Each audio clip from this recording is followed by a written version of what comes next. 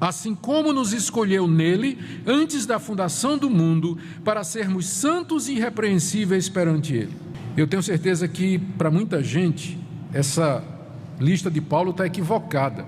Quando a gente fala que Deus elegeu, que Deus escolheu antes da fundação do mundo, a primeira reação é: puxa, mas isso aí não está escrito que Deus não faz acepção de pessoas? Quando você escolhe uma pessoa, você escolhe uma e deixa de escolher outra. Se para com Deus não tem acepção de pessoas, como é que nós podemos falar a respeito de escolha da parte de Deus?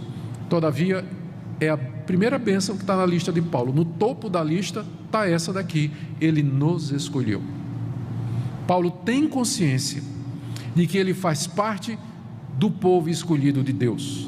E quando ele usa o plural, nos escolheu, ele tem certeza que os cristãos de Éfeso, a quem ele escreve, também fazem parte desse povo escolhido.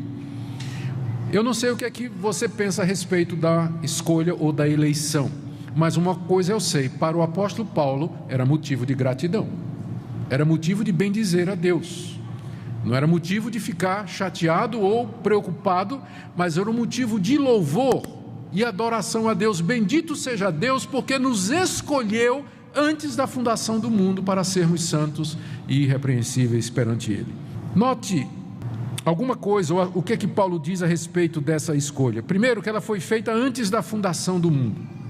O mundo não tinha sido fundado, criado, a terra não tinha sido povoada, a raça humana ainda não existia e Deus já fez a escolha. Ou seja, ela não foi baseada no seu comportamento, essa escolha não foi baseada no seu mérito, na sua moralidade ou na sua fé, porque quando Deus fez a escolha, o mundo nem existia ainda, nem existia.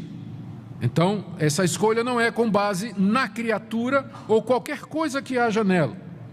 Segundo, ele nos diz aqui que essa escolha foi em Cristo, assim como nos escolheu nele. A escolha foi em Cristo Jesus. Não nos é dado o critério pelo qual Deus escolheu A e não escolheu B. Deus tem um critério, mas esse critério está oculto, não nos é revelado na Escritura. Com certeza não é o seu mérito, não são as suas obras, e com certeza não é a presciência de Deus, que Deus viu quem é que ia fazer o quê, porque nem mundo havia. O critério de Deus foi Cristo, nos escolheu em Cristo, na pessoa de Cristo. Cristo é o centro e a chave para entendermos esse mistério. O propósito de Deus era dar ao seu Filho e através do seu Filho um povo que fosse seu. Daí a igreja, daí o tema da carta ser a igreja. Porque veja o que ele diz em seguida: nos escolheu nele, antes da fundação do mundo, para sermos santos e irrepreensíveis perante ele. Essa é a razão da escolha, essa é a razão pela qual na eternidade Deus escolhe, Deus determina a criação, o surgimento de um povo em Cristo Jesus, antes que o mundo existisse, para que fosse um povo que estivesse diante dele, nas palavras de Paulo, de maneira santa e irrepreensível.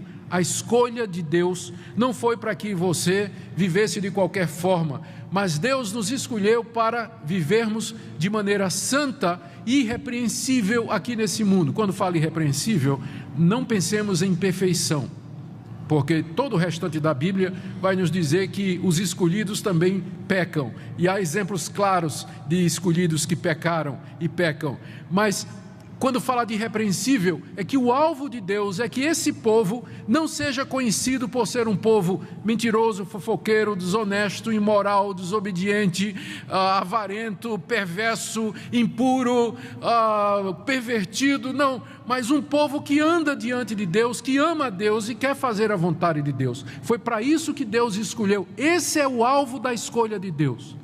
As implicações disso são muito graves e sérias.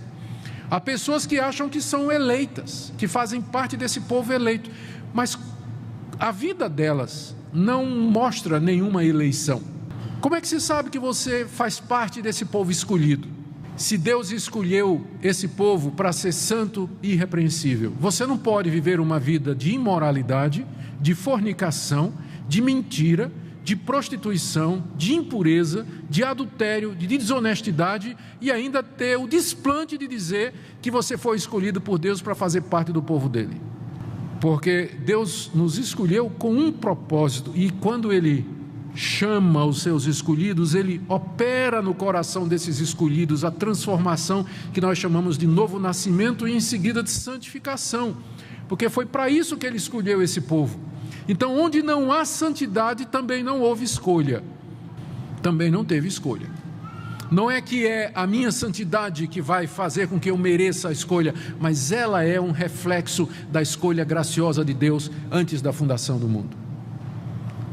Bendito seja o Deus e Pai, que nos escolheu antes da fundação do mundo para sermos santos e irrepreensíveis perante Ele.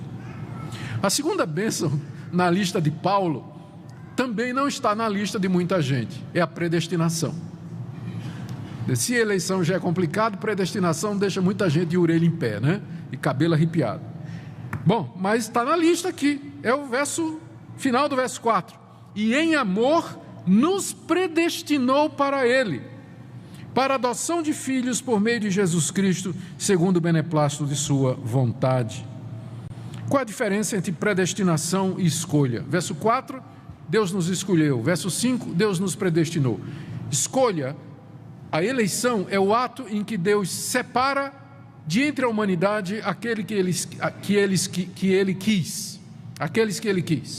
É um ato soberano, por critérios para nós desconhecidos, não estão revelados, mas que fazem parte da sabedoria e da soberania de Deus, em que Ele separa e escolhe antes da fundação do mundo um grupo de pessoas, um número de pessoas para serem santos e irrepreensíveis perante eles. Predestinar é o destino que Deus deu já na eternidade a essas pessoas. Escolha é a separação, predestinação é o encaminhamento dos escolhidos. O que é que eles são, para que é que eles foram escolhidos? E a resposta de Paulo está aí no verso 5, em duas palavrinhas: nos predestinou para Ele, só. Nos predestinou para Ele. Para que Deus nos predestinou? Resposta: para Ele, para sermos dele, para sermos sua propriedade, para estarmos com Ele eternamente, para gozarmos da sua companhia. Aí ele expande isso no verso 5 ainda.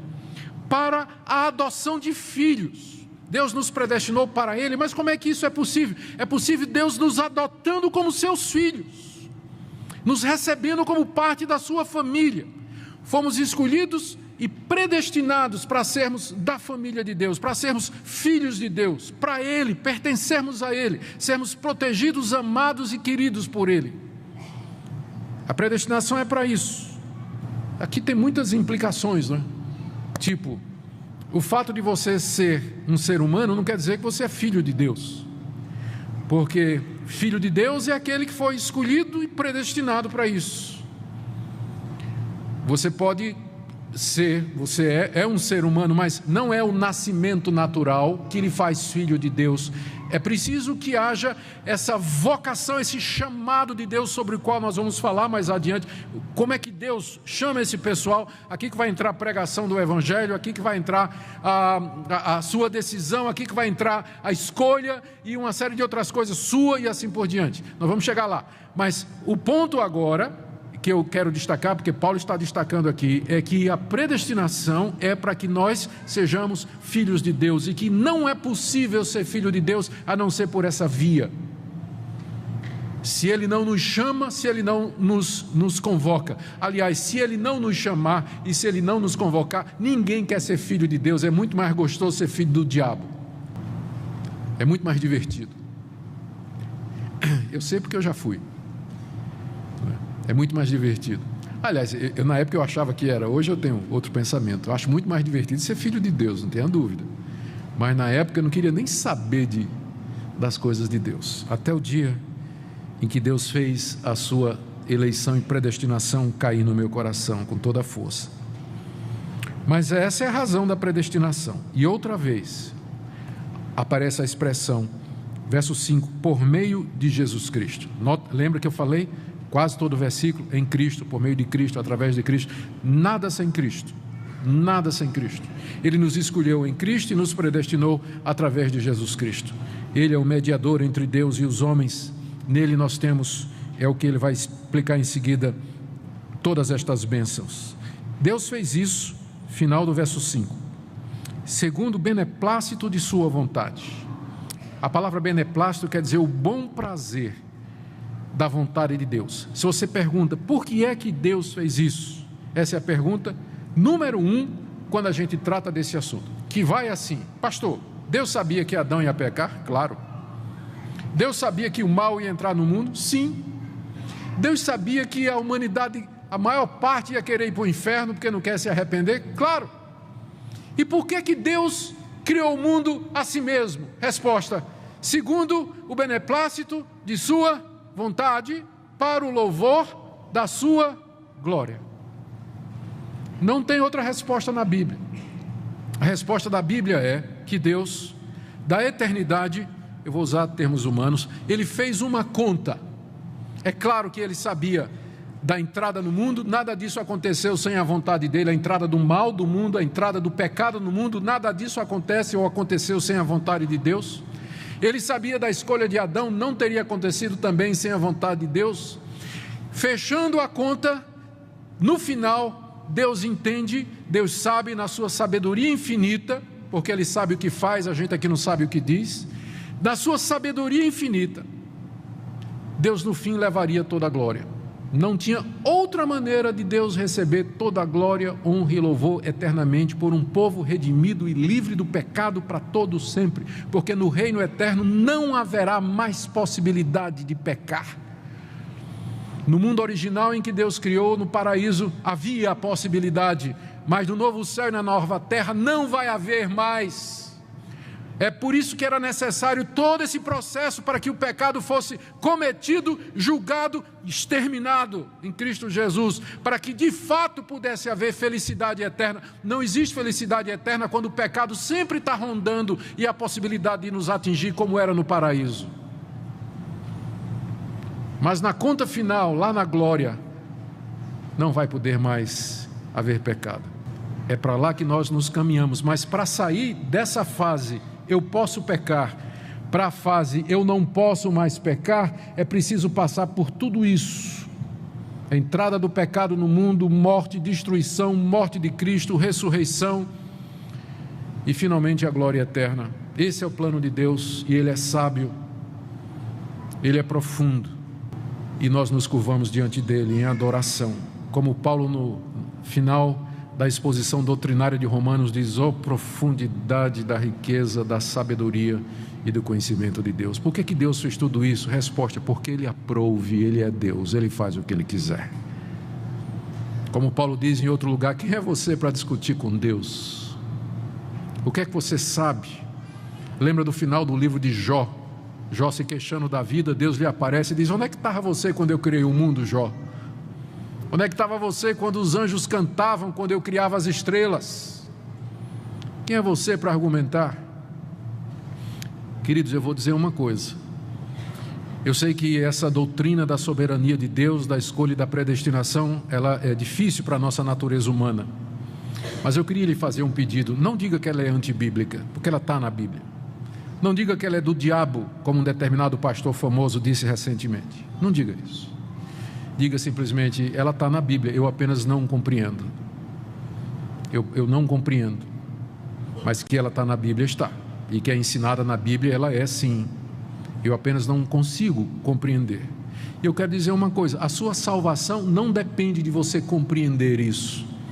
A sua salvação depende de você estar arrependido dos seus pecados e crer que Jesus Cristo é o Filho de Deus e que não há salvação senão mediante Ele. A sua salvação depende disso, mas não de uma compreensão exata e perfeita dos decretos de Deus, ou de uma passagem como essa. Por isso eu abraço você como meu irmão, mesmo que você não pense como eu nessa questão, mas é meu irmão se crê em Cristo Jesus. É um irmão que precisa aprender um pouquinho mais, mas é meu irmão de qualquer forma. Eu vou lhe abraçar, beijar e receber.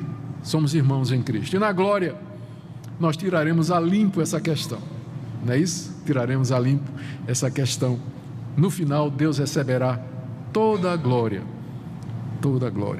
porque esse é o propósito dele aqui, como Paulo diz no final dessa primeira parte, no verso 6, para louvor da glória de sua graça. Por que é que Deus fez tudo isso? Para que a sua graça fosse louvada, recebendo então toda a glória. Para que na eternidade afora, os povos redimidos, a nação redimida, glorifique a Deus dizendo: que graça infinita, que bondade sem limites e sem fim, que Deus maravilhoso.